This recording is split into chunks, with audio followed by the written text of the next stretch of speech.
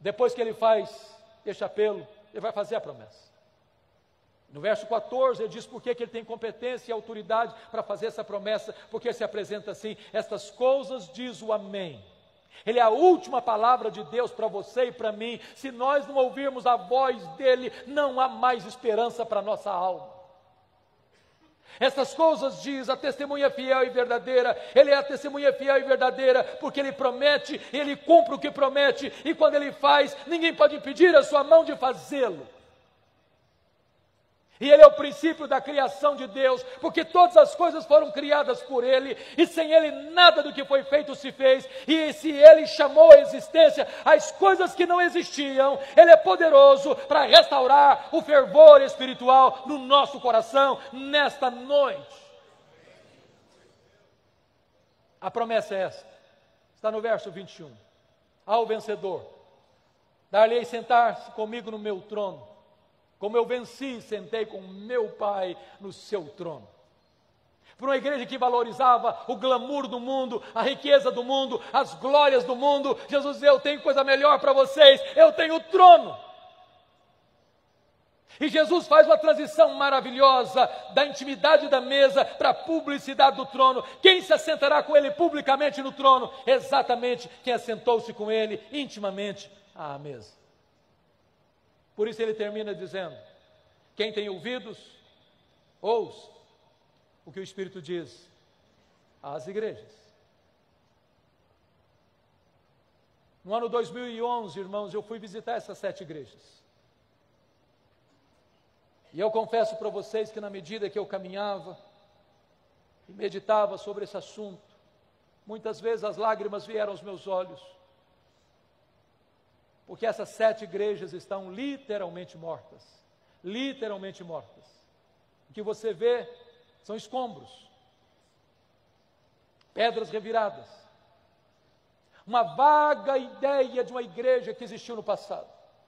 Mas nessa mesma região, hoje, não tem sequer 1% de crentes. Sabe por que essas igrejas morreram? Porque elas não ouviram o que o Espírito Santo disse a elas.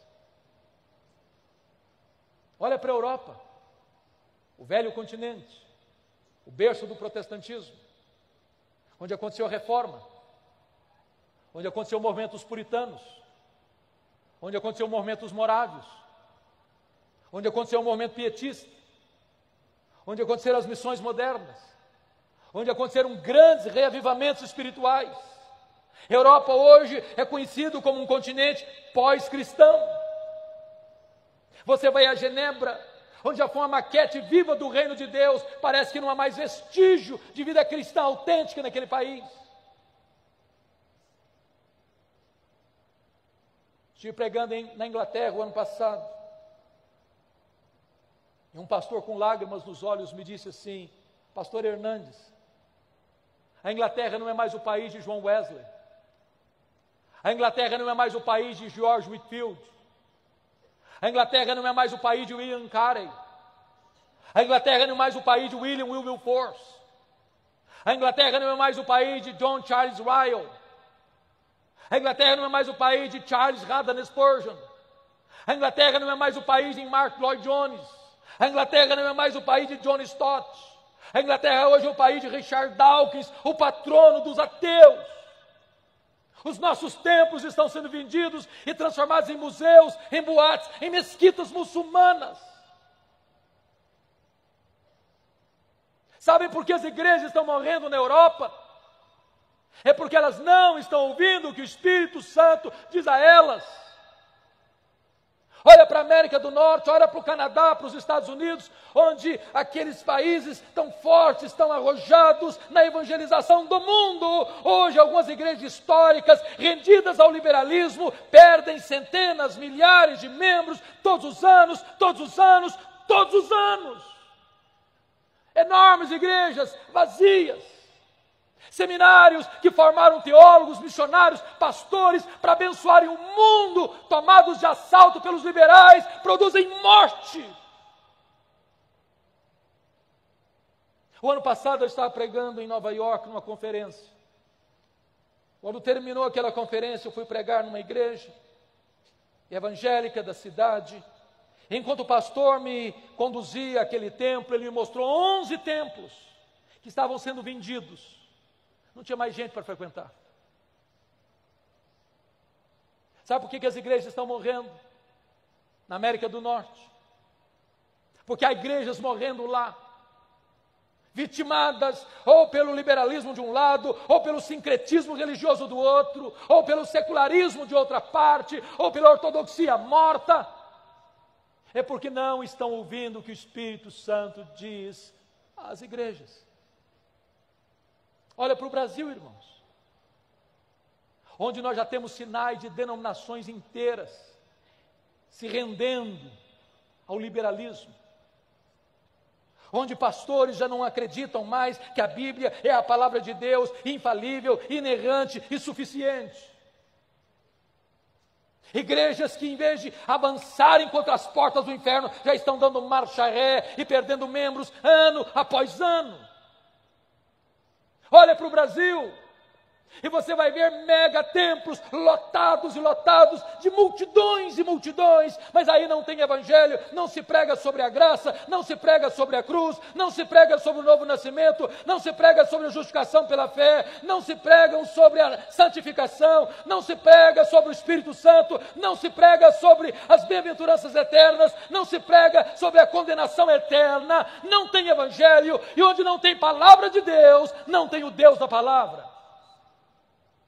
Olha para o Brasil, e você vai ver denominações históricas que, embora mantenham a ortodoxia, mas muitas delas já perderam o fervor, já perderam o entusiasmo, já estão secas, já estão áridas, já estão mornas, já estão apáticas, precisando de um sopro de vida.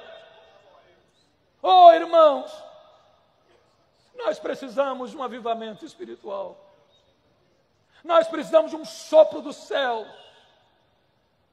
Nós precisamos do vento impetuoso do Espírito para soprar as cinzas, para reacender as brasas, para levantar um fogo santo que queima, que limpa, que purifica e que alastra em nome de Jesus.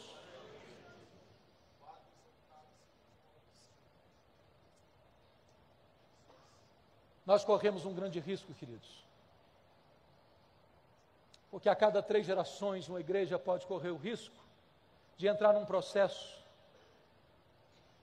de esfriamento, de secularização, de apostasia. Aquela geração que nasceu no Egito, morreu no deserto. A segunda geração que nasceu no deserto, entrou na terra prometida. A terceira geração que nasceu na terra prometida, diz a Bíblia, não conhecia Deus mais. Talvez os nossos avós foram mais crentes que os nossos pais.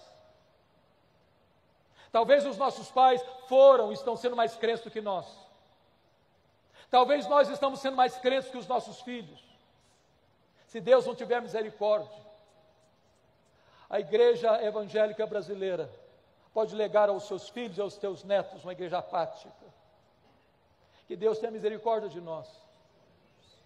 Que Deus sopre sobre nós um alento de vida, para que os nossos filhos e os nossos netos herdem uma igreja mais viva, mais operosa, mais cheia da graça, mais cheia do Espírito, mais cheia do poder de Deus. Que Deus nos ajude. Que Deus nos ajude.